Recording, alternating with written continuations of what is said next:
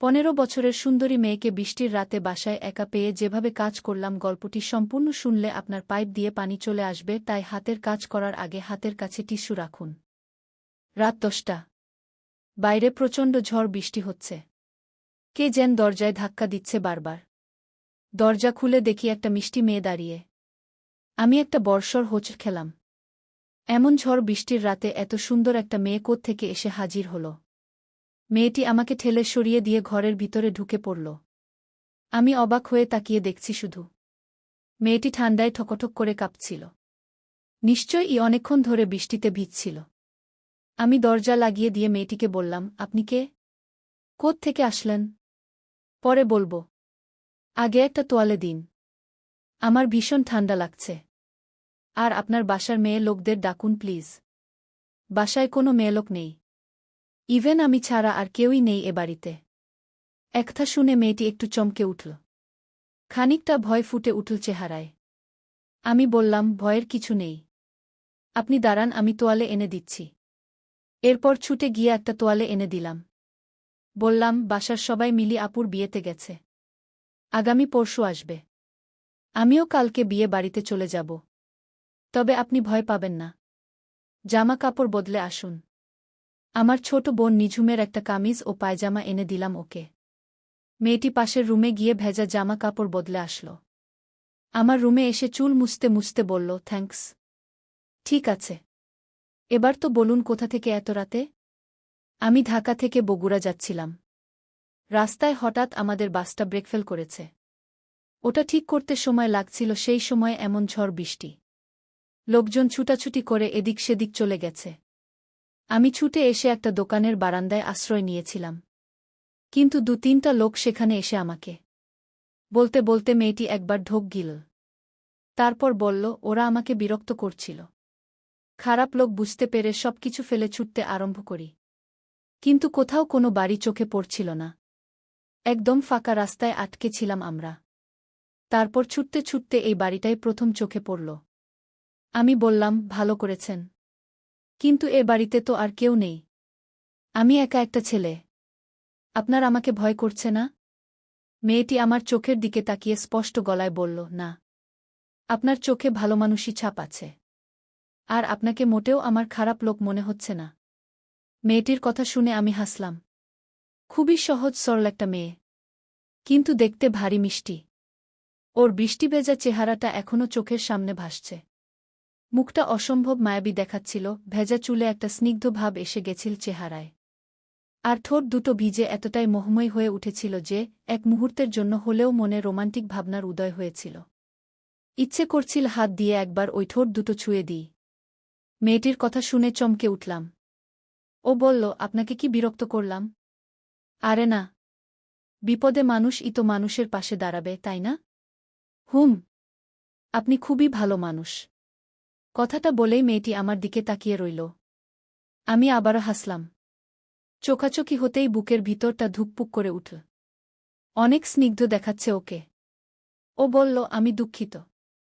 আরে এতে দুঃখিত হওয়ার কিছু নেই। আমি ভাবছি আপনাকে কি খেতে দেই? আমি তো হোটেলে খেয়ে এসেছি। বাসায় কোনো খাবার নেই। থাক, লাগবে না। আশ্রয় পেয়েছি, এটাই অনেক। এরপর মেয়েটা চুপচাপ আমার বিছানায় বসে রইল। আমি কি করব বুঝতে পারলাম না। ওকে একা রেখে অন্য ঘরে গিয়ে ঘুমিয়ে পড়ব? কিন্তু আমার তো ইচ্ছে করছে এখানেই সারারাত বসে ওকে দেখি। এমন সুন্দরী একটা মেয়ে নিজের ঘরে এসে দাঁড়ালে কি আর ঘর ছাড়তে ইচ্ছে হয়? ও বলল, আপনি গিয়ে ঘুমাতে পারেন। আপনার কষ্ট হচ্ছে? একদম না। আমার বেশ ভালো লাগছে। ভালো লাগছে কেন? জানি না। বলেই হাসলাম। হাসির অর্থ মেয়েটি হয়তো বুঝতে পেরেছে। সে ও মাথা নিচু করে হাসল। আমার হঠাৎ মনে পড়ল, পাশের রুমে বিস্কুট আছে হয়তো। ছুটে গিয়ে দেখি কয়েকটা বিস্কুট আছে। বিস্কুট কটা ও এক গ্লাস পানি এনে ওকে খেতে বললাম। ও দ্রুত সেগুলো খেয়ে বলল, থ্যাঙ্কস। অনেক উপকার করলেন। বড্ড খিদে পেয়েছিল। It's okay. আপনি কি ঘুমাবেন? হ্যাঁ। একটু চেষ্টা করি ঘুমানোর। খুব ঠান্ডা লেগেছিল তো। আমি মাথা ঝাঁকিয়ে বললাম, ওকে। আপনি তাহলে ঘুমান। আমি পাশের রুমে গিয়ে ঘুমিয়ে পড়ছি। মেয়েটিকে ও রুমে রেখে অন্য রুমে এসে শুয়ে পড়লাম। বিদ্যুৎ চলে গেছে, সৌরবিদ্যুতের আলো জ্বলছিল। এ ঘরে লাইট জ্বালাইনি। এমন বৃষ্টির রাতে অন্ধকারে শুয়ে থাকতেই বেশ লাগে। কিন্তু পাশের রুমে অমন সুন্দরী একটা মেয়েকে রেখে এ রুমে কিভাবে আরামে ঘুমাই? এমনিতেই ওকে দেখার পর আমার হার্টবিট বেড়ে গেছে। তার উপর মেয়েটা অনেক ফ্রেন্ডলি। হাজার চাইলেও এ রাতে আর ঘুম আসবে না। চুপচাপ শুয়ে শুয়ে অনেক কিছু ভাবছি। বারবার মেয়েটির ভেজা চুল আর স্নিগ্ধ মুখের দৃশ্য চোখে ভেসে উঠছে। কিছুতেই স্থির থাকতে পারছি না। চরম অস্থিরতা কাজ করছে। এভাবে কতক্ষণ চুপচাপ শুয়ে থাকা যায়? এমন সময় মেয়েটির গলা শুনতে পেলাম। ও এ ঘরের দরজায় এসে দাঁড়িয়েছে। বলল, আপনি কি ঘুমাচ্ছেন? না, ঘুমাইনি এখনো। আসুন। মেয়েটি ঠায় দাঁড়িয়ে রইল। বলল, আমার না একদমই ঘুম আসছিল না। তাই আপনাকে বিরক্ত করতে আসলাম। বারবার বলছেন বিরক্ত করার কথা। আমি মোটেও বিরক্ত হচ্ছি না। এমন সুন্দর একটা রাতে আপনার মতো কাউকে। কথাটা এ পর্যন্ত বলে থমকে গেলাম। খুব লজ্জা লাগল আমার। মেয়েটি চুপ করে দাঁড়িয়ে আছে। আমি বললাম, ভিতরে আসুন। অন্ধকার যে। এ ঘরের লাইটটা নষ্ট। আমার মোবাইলটাও ওই ঘরে। চলুন ওই ঘরে গিয়ে বসি। না, এ ঘরেই বসে গল্প করব। আমার অন্ধকারে বসে গল্প করতে খুব ভালো লাগে। মেয়েটি হাতরে হাতরে রুমে ঢুকল। তারপর বিছানার দিকে এগোতে লাগল। আমি কথা বলে যাচ্ছি আর ও আইডিয়া করে করে এগোচ্ছে। বিছানার কাছে আসতেই আমি অকস্মাৎ ওর হাত ধরে ফেললাম। হাত ধরে বললাম, এই তো এখানে আমি। আসুন, বিছানা এদিকে। তারপর নিজের খেয়াল হল। এ কি? আমি ওর হাত ধরে ফেলেছি অন্ধকারে। মেয়েদের হাত এত নরম হয় এটা আমার জানা ছিল না। এর আগে কখনো কোনো মেয়ের হাত ধরার সুযোগ পাইনি। আজই প্রথম। কিন্তু এত সফট আর মসৃণ কারো হাত হতে পারে এটা না ধরলে বুঝতাম না। মেয়েটি আমার একদম কাছে এসে বসল। তারপর আস্তে করে হাতটা ছাড়িয়ে নিতেই আমি বললাম, সরি। মেয়েটি কিছু বলল না। চুপ করেই বসে রইল। আমার এই রাতটাকে স্বপ্নের মতো মনে হচ্ছে। আমার বিছানায় পাশে একটি অপূর্ব মেয়ে বসা, পুরো ঘরে অন্ধকার, বাইরে ঝমঝম করে বৃষ্টি হচ্ছে, মেয়েটি আমার একদম কাছে বসে আছে। ভাবতেই আমার হার্টবিট বেড়ে গেল। আমি কিছুক্ষণ চুপ থেকে বললাম, বাইরে খুব সুন্দর বৃষ্টি হচ্ছে তাই না? মেয়েটি মৃদুস্বরে বলল, হ্যাঁ। রোমাঞ্চকর রাত। কথাটা বলেই লজ্জা পেলাম। আজ যে আমার হয়েছেটা কি? একটু আগেই হুট করেই ওর হাত ধরে ফেলেছি। এখন আবার মুখ ফসকে এমন একটা কথা বলে ফেললাম। কি জানি এরপর আরও ভয়ঙ্কর কিছু করে ফেলি নাকি। মেয়েটি বলল, আপনি বিয়ে করেননি? না, করিনি। এখনও পড়াশোনাই শেষ করতে পারিনি। ও আচ্ছা। বাসায় কে কে থাকে? বাবা মা, ভাইয়া ভাবি আর আমি। আর আপনার? আমরা দুবোন, আব্বু আম্মু আর দাদা দাদি। এরপর দুজনেই অনেকক্ষণ চুপচাপ। আমি কি বলবো বুঝতে পারছি না। বাইরে প্রবল বর্ষণ শুরু হয়েছে। থেকে থেকে বিদ্যুৎ চমকাচ্ছে, বজ্রপাতও হচ্ছে। মেয়েটি কি বজ্রপাতের শব্দে ভয় পায় না? বললাম, আপনার নামটাই তো জানা হলো না। আমি নীলাম্বরী। বাহ, খুব সুন্দর নাম তো। কিসে পড়েন? অনার্স ফার্স্ট ইয়ারে। এরপর আবারও দুজনেই অনেকক্ষণ চুপচাপ। গল্প করার জন্য একটা টপিক খুঁজে বের করা দরকার। এভাবে তো চুপচাপ বসে থাকাও যায় না। কিন্তু কি বিষয়ে গল্প করা যায়? আমার তো এই মুহূর্তে মেয়েটি ছাড়া আর কিছুই মাথায় আসছে না। শুধু নীলাম্বরীর মুখটা দেখতে ইচ্ছে করছে। ঘরটা একদম গা অন্ধকার হওয়ায় ও আমার চেয়ে কতটা দূরত্বে বসে আছে তাও দেখতে পাচ্ছি না। তবে আন্দাজ করতে পারছি। ও আমার পাশেই বিছানায় পা তুলে বসে আছে নিশ্চয়ই। গলার স্বর খুব কাছে মনে হওয়ায় বুঝতে পেরেছি ও আমার একদম কাছেই বসে আছে। ইচ্ছে করছে ওকে একটি বার ছুঁয়ে দেখি। নীলাম্বরী বলল, আপনাকে একটা পার্সোনাল প্রশ্ন করি? অবশ্যই, বলুন। আপনার গার্লফ্রেন্ড নেই? নাহ, নাই। কেন নাই? ছিল একজন। গত বছর ব্রেক আপ হয়ে গেছে। তারপর আর নতুন করে রিলেশনে জড়ানো হয়নি। আপনার? আমি কখনোই রিলেশন করিনি। ছোট থেকেই অনেক প্রপোজাল পেয়েছিলাম কিন্তু ভেবেছিলাম আগে অনার্সে উঠি তারপর ওসব। এখন তো উঠেছেন। এখন প্রেম করবেন? আমার প্রশ্ন শুনে মেয়েটি শব্দ করে হেসে উঠল। আমি লজ্জা পেয়ে গেলাম। তবুও মনে হতে লাগল মাঝে মাঝে একটু নির্লজ্জ হতেও হয়। সবসময় লজ্জা পেলে কখনো প্রেম করা যায় না। তাই আরেকটু সাহস নিয়ে বললাম, হাসলেন যে? প্রেম করবেন না? হুম, করব। কিন্তু সেরকম কাউকে পেতে হবে তো। আগে পাই, তারপর ভেবে দেখব। এত কাছে এমন হ্যান্ডসাম একটা ছেলে বসে আছে। হাত বাড়ালেই যাকে ছোঁয়া যায়। তবুও আর কাউকে খুঁজতে হবে। কথাটা বলেই আমি মুখ টিপে হাসলাম। জানি না এরপর মেয়েটার রিয়্যাক্ট কেমন হবে। কিন্তু খুব ভয় হতে লাগল। যদিও রেগে যায়। কিন্তু আমার ভয় কাটিয়ে দিয়ে নীলাম্বরী বলল, এত দ্রুত বুঝি কারো প্রেমে পড়া যায়? আমি তো পড়ে গেছি। কার? বারে? একটু আগে যার হাত স্পর্শ করলাম। ওই বৃষ্টিস্নাত চেহারা দেখেই তো আমার মনের ঘণ্টা বেজে গেছে। নীলাম্বরী বোধহয় খুব লজ্জা পেয়েছে। লাজুক লাজুক স্বরে বলল, সত্যি? হুম, সত্যি। একথা বলার পর আমার কেমন যেন লাগতে শুরু করল। বুকের ভিতরে ধিপুধিপ করছে। লাগামহীনভাবেই তো ওকে প্রপোজ করে বসলাম। জানি না কিভাবে নেবে ব্যাপারটা। যদি রাগ করে উঠে চলে যেতে চায়, আমি কি ওকে আটকাতে পারব? ওর সামনে দাঁড়িয়ে কিভাবে আকুতি করে বলবো, আমাকে ফেলে যেও না। আমি সত্যিই প্রথম দেখাতেই তোমার প্রেমে পড়ে গেছি। এমন সময় কাছেই কোথাও খুব জোরে শব্দ করে বাজ পড়ল। নীলাম্বরী ভয় পেয়ে চিৎকার করে উঠল, ও মা গো! আপনি কোথায়? ওকে ভয় পেতে দেখে আমি নিমেষেই অন্ধকারেই ওকে ধরে ফেললাম। একেবারে বুকের কাছে। ওর নিঃশ্বাস পড়ছে আমার গলায়।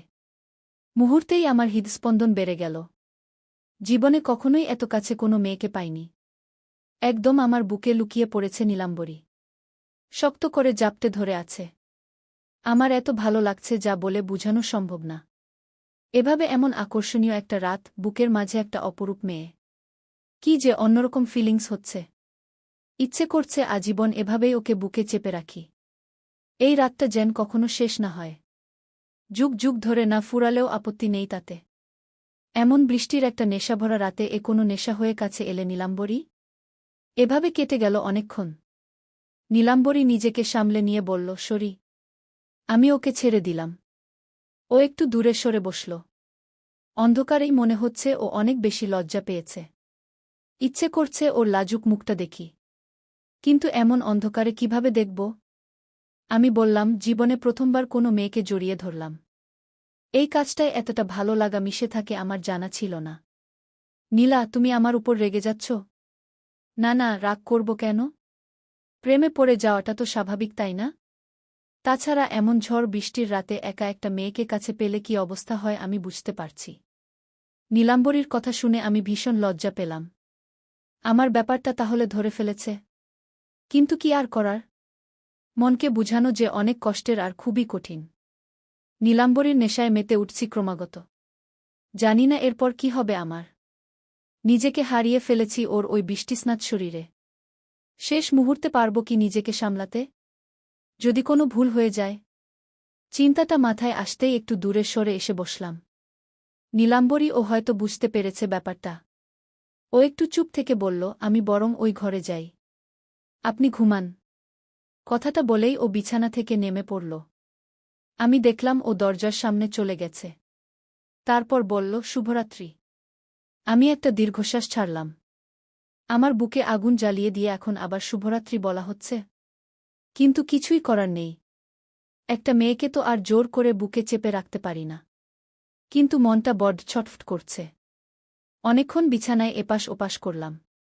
পুরো বাড়িটা ফাঁকা, তার উপর প্রবল বর্ষণ হচ্ছে বাইরে।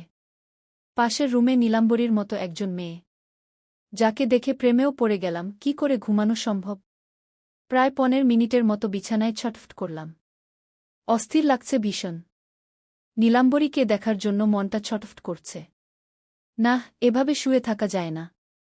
নীলাম্বরীর মুখটা একবার দেখেতেই হবে। ওকে না দেখা অবধি আমার ঘুম আসবে না আমার। দ্রুত দরজার কাছে চলে আসলাম। 2 রুমের মাঝখানের দরজাটা ও খোলাই রেখেছে। ওর রুমে সৌর বিদ্যুতের মিটিমিটি আলো জ্বলছে। সেই টিমটিমে আলোয় যা দেখলাম তাতে আমার হৃদস্পন্দন আরও বেড়ে গেল।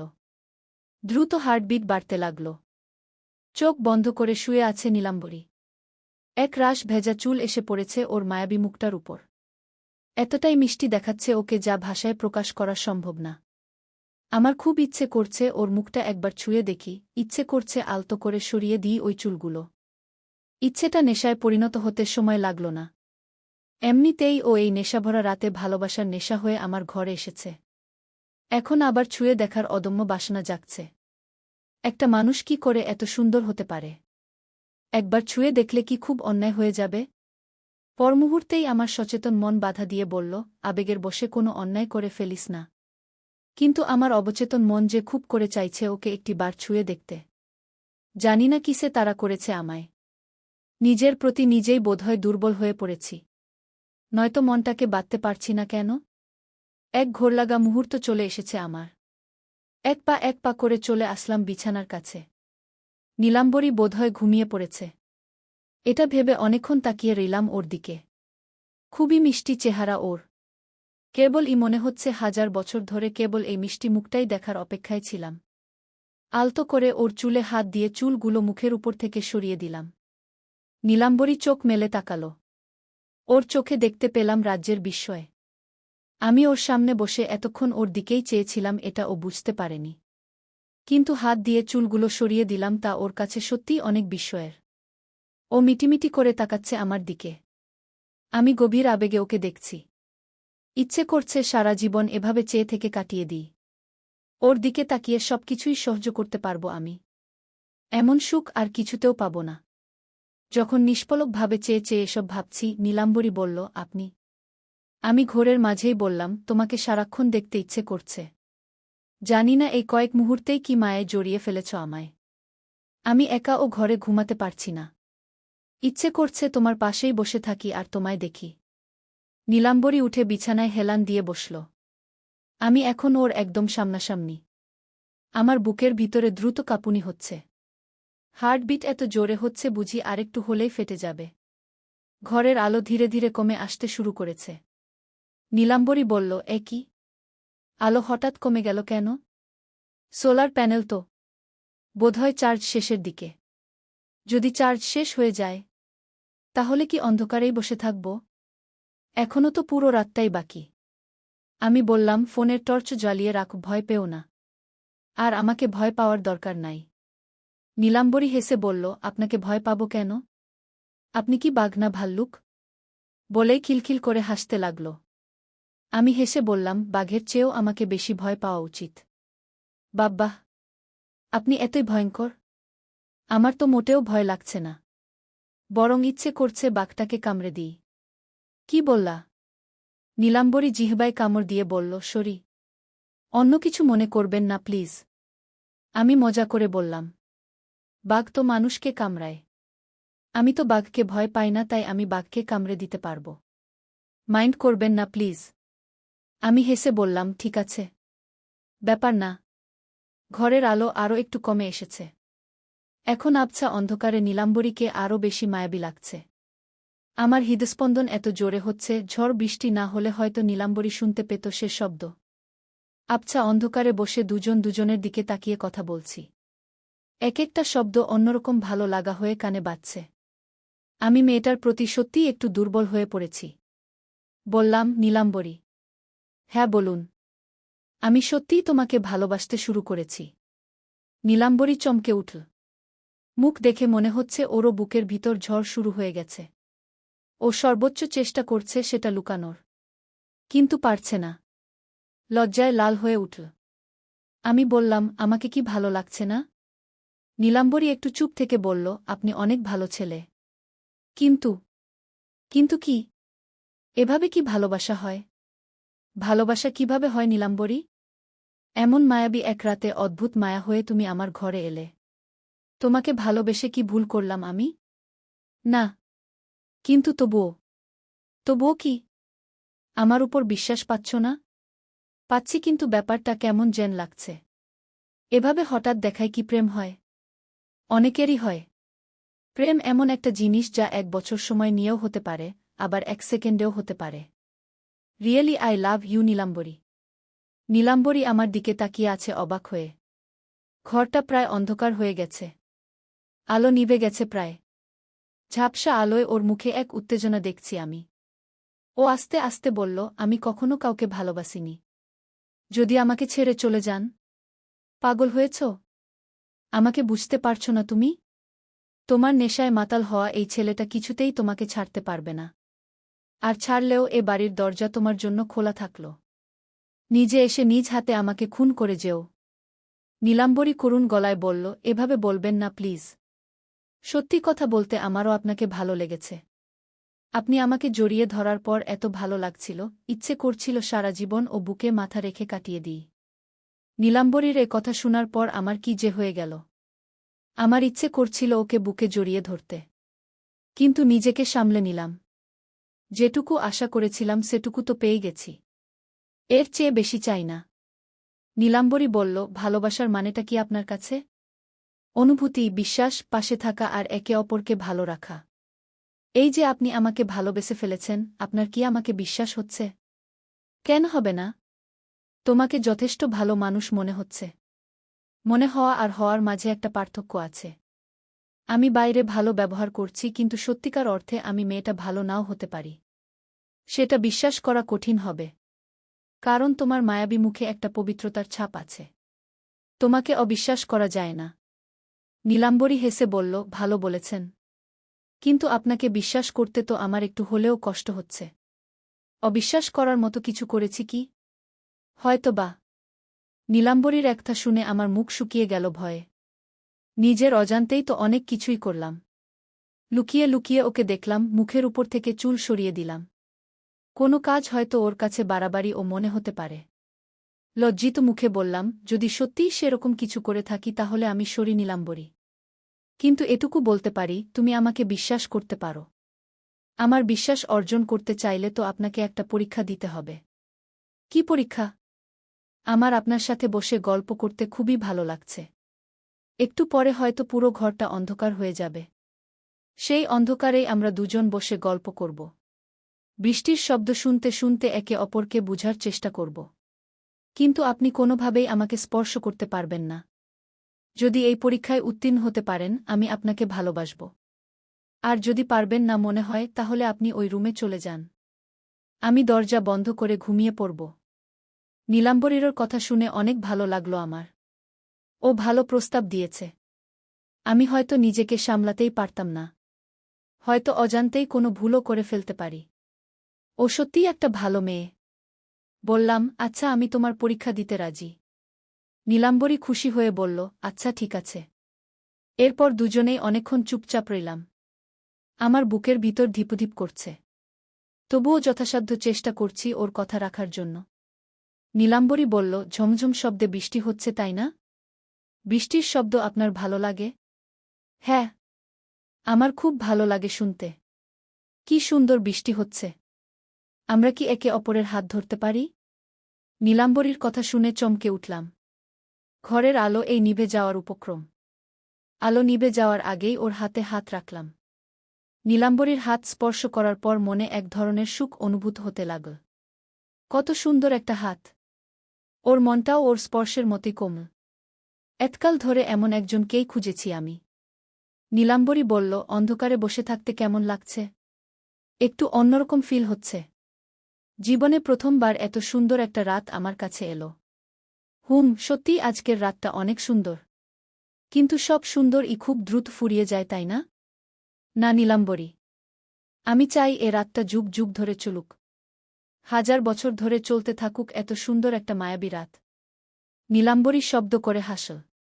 তারপর বলল, বৃষ্টির ঝাপটা একটু কমে এসেছে। চলুন না বাইরে গিয়ে বসি। আর কিছুক্ষণ তোমার হাতটা ধরে থাকি।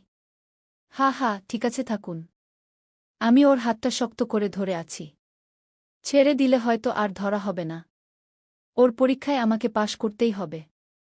নয়তো যে সারা জীবনের মতো হারিয়ে ফেলব ওকে। এমন একটা মানবীকে কখনো হারাতে দেয়া যায় না। খুব শক্ত করে ধরে রাখলাম ওর হাত। ও উঠে দাঁড়িয়ে বলল, বারান্দায় যাব। ওখানে দাঁড়িয়ে বৃষ্টির শব্দ শুনব। আচ্ছা চলো। অন্ধকারের মধ্যেই ওর হাত ধরে ধরে হাতরে হাতরে দরজার কাছে আসলাম। তারপর দরজা খুলে বাইরে বের হলাম। যদিও খুব বৃষ্টি হচ্ছে, তবুও বাইরে তত বেশি অন্ধকার নেই। বেশ পরিষ্কার বৃষ্টি দেখা যাচ্ছে। ঝমঝম শব্দে বৃষ্টির ফোঁটা পড়ছে টিনের চালে। নীলাম্বরী আমার হাত ছেড়ে দিয়ে বারান্দায় দাঁড়িয়ে বৃষ্টিতে হাত ভেজাতে লাগল। আমিও গিয়ে ওর পাশে দাঁড়ালাম। বৃষ্টির পানি ধরার চেষ্টা করলাম। নীলাম্বরী কয়েক ফোঁটা পানি আমার গায়ে ছিটিয়ে দিল। আমিও একই কাজ করলাম। বেশ কিছুক্ষণ ধরে চল এই খেলা। দুজনে দুজনের গায়ে পানি ছিটিয়ে দিতে লাগলাম। নীলাম্বরী হঠাৎ ছুটে নিচে নেমে গেল। আমিনায় দাঁড়িয়ে বৃষ্টিতে ভিজতে লাগল। আমি ঝাপসা আলো আধারিতে ওকে ভিজতে দেখছি। মেয়ে মানুষকে ভিজতে দেখলে এত ভালো লাগা কাজ করে আমার জানা ছিল না। ও রীতিমত নেচে নেচে বৃষ্টিতে ভিজছে। আমারও ইচ্ছে করল ওর সাথে বৃষ্টিতে ভিজি। আমিও বারান্দা থেকে নেমে ওর পাশে গিয়ে দাঁড়ালাম। ওর দিকে তাকিয়ে ভিজতে লাগলাম আপনমনে। প্রিয়জনের সাথে ভিজতে এত ভালো লাগে আজই প্রথম উপলব্ধি করলাম। নীলাম্বরী ঘুরে ঘুরে নাচছে আর ভিজছে। আর আমি অবাক হয়ে ওকে দেখছি। নীলাম্বরী বলল, কেমন লাগছে ভিজতে? খুবই ভালো। তুমি কেন এলে বলো তো?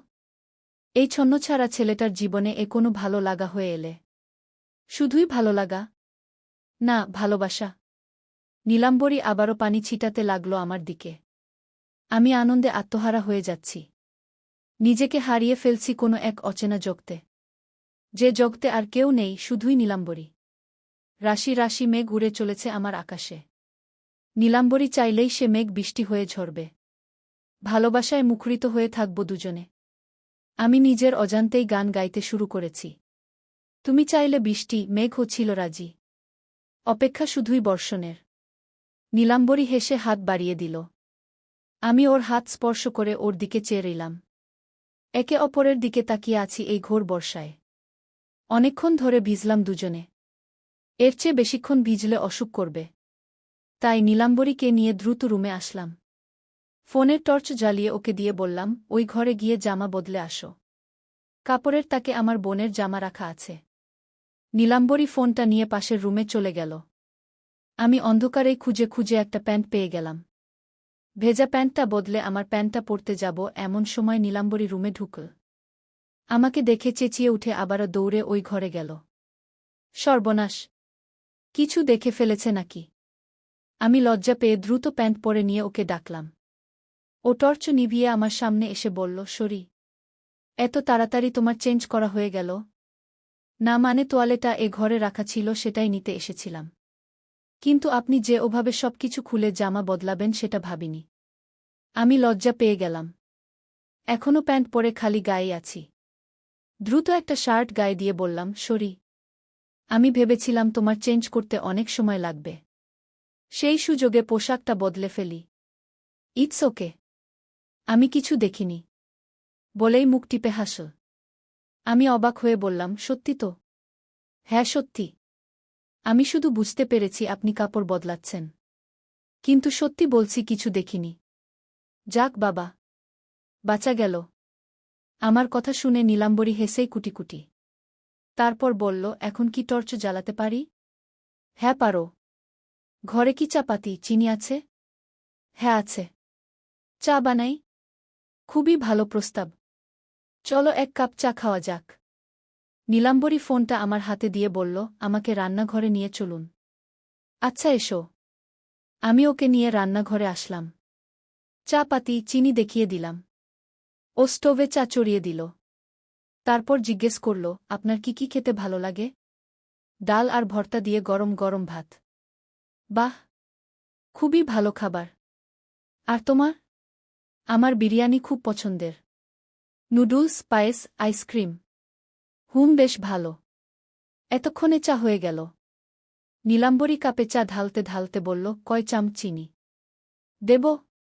তোমার হাতের চা চিনি ছাড়াও মিষ্টি হবে। ও হেসে বলল, তাই বুঝি। এই নিন আপনার চা। 2 চামচ চিনি দিয়েছি। আমি চায়ের কাপ হাতে নিয়ে চুমুক দিয়ে বললাম, বেশ হয়েছে। ভালো চা বানাতে পারো দেখছি। আমার মনে হচ্ছে কি জানেন? কি? আমরা বোধহয় অনেক বছর ধরে সংসার করছি। বলেই হাসতে লাগল। আমারও হাসি পেয়ে গেল। হাসতে হাসতে চা খেতে লাগলাম। ও নিজের কাপটা হাতে নিয়ে অন্য রুমের দিকে পা বাড়াল। আমিও আসলাম ওর পিছু পিছু। ও বারান্দায় রাখা বেতের চেয়ারে বসে চা খেতে লাগল। আমিও পাশের চেয়ারে বসে পড়লাম।